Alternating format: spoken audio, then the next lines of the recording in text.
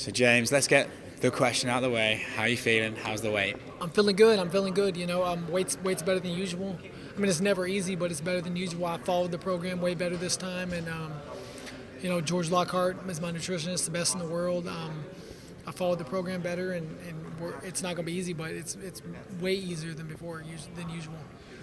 Do you look, the Justin Gaethje fight was what it was, and you admit that you spoke a gang of shit before that fight. Is that a humbling experience? What's that like to take that loss on such a spotlight? Just try and explain to me like what it feels like going home the day after. I mean, it was depressing. It was depressing, obviously losing. It was more about the opportunity I blew. About how long it took me to get that chance, and then I finally get it and I blew it. I wouldn't change anything. I mean, I don't understand. I get why people were, because I talked a lot of shit. So of course I expect a lot of backlash back, but I'm always humble. I mean, you know what I'm saying? I talked that shit to get the fight, and I wouldn't have changed that. To this day, I wouldn't go back and change the shit I talked, because without talking that, I would have never got the fight to begin with. And then when we were at the press conference, he initiated the shit talk, and I just was better at it. So that's why, we got all the attention for trash talking and the Homer Simpson stuff and the jokes and all that, because, I felt like I did a better job shit talking, But, I mean, if I win that fight the way he wins that fight, I'm an overnight superstar, because of that. So I wouldn't change anything. I took my shot and I blew it. I dropped the ball. But, I mean, at the end of the day, closed mouths don't get fed, and I would have never got that fight if I wouldn't have did all that. Don't you think there's almost like a silver... Just like you're interviewing me now. Thanks very much. It's almost like a silver lining though, right? Because even though you talk shit and you lost, I still feel like you're more well-known even in defeat than you were even leading up to that fight. So it's almost like it still works out for you in a way, right? You're getting this fight with Felder, co-main. For sure. For sure. I mean, anytime you get a main event spot, whether you win or lose it, you're going to be more well-known. And the shit talk did make me... Before, all the way up until that fight, I was a fucking hero for talking all that shit. People loved it, and they thought it was funny. Everyone was making videos of it.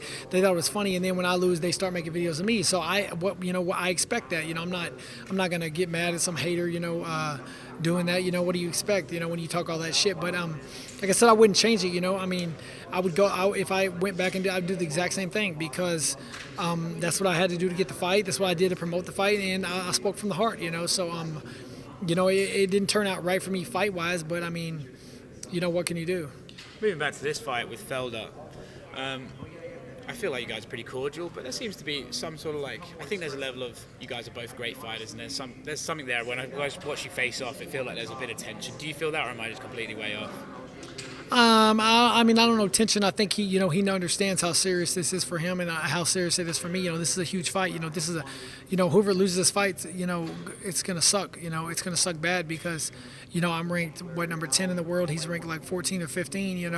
The loser might end up being out of the rankings. And that's a big fucking deal. And he realizes what's at stake, and he knows this is not gonna be an easy fight. And I know it's not gonna be an easy fight. He's not a pushover. He's never been finished. He's a very well-rounded fighter. So I think that at the end of the day, we know what's at stake on Sunday. Bigger picture here, and I know, title shot's a little bit of a way, but when you look at the top of the division, I asked Paul the same thing. As a fighter trying to get up those rankings, do you look at the top and go, well, can you guys sort your shit out so we can work out who's number one, who's number two? Do you get frustrated when you see a roadblock at the top? Yeah, you do, but I mean, honestly, you can't do anything about it. That's something I said before about the Gaethje fight. Had I won that fight, I would still probably be fighting Felder or someone ranked below me. You know what I'm saying? There's like right now, I win this fight Sunday. Who above me am I going to get the fight? You know what I'm saying? The way the division is. I understand. Where these people are coming from. I mean, Tony Ferguson won 13 fights in a row. Can't even get a damn title fight. It is ridiculous.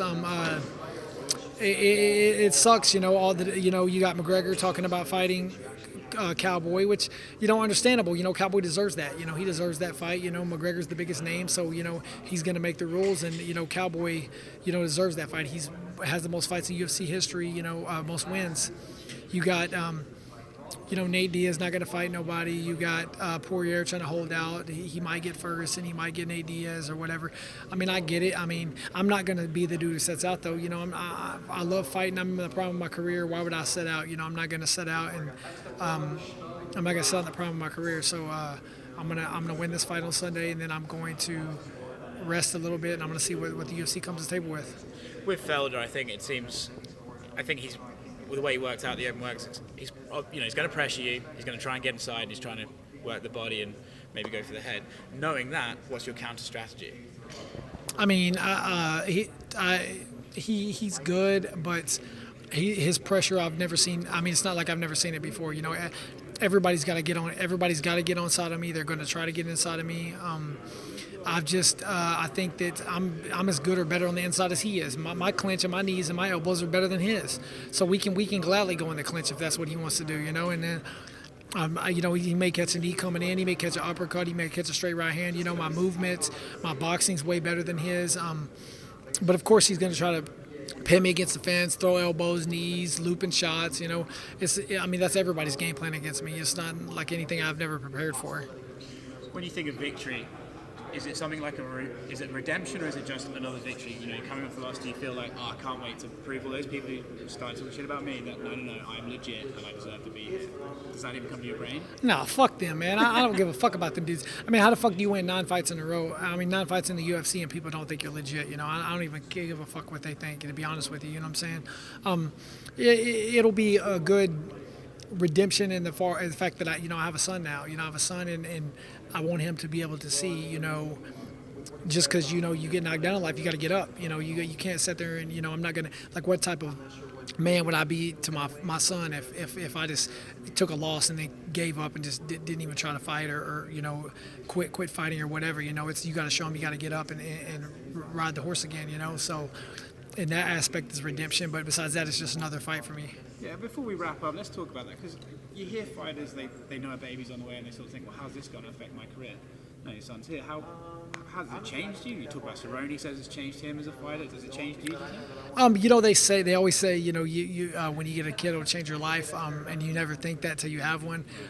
It hasn't changed from the fact, honestly, from motivation, not really, because I'm always motivated. My goal is to be a champion ever since I've got into this sport, and financially, obviously, that helps. It's a motivation for that because you got to feed your family. But the main thing is, I want to be my son's hero. I want my son to look up to me. I want him to look up to me, so I want to make good decisions. I want to show him the warrior spirit. I want to show him, the heart of his dad, and I want him to look up to me and grow, want to grow up just like me, and be a warrior. Even if he doesn't fight, I want him to have a strong mind in life. So that's the motivation. I just want to be my son's hero, and I want him to look up to me. So I want to make sure and do what I have to do to build that character that he'll look up to. Respect, man. Thanks very much. Thank you, sir. Appreciate it. Appreciate it. Good luck.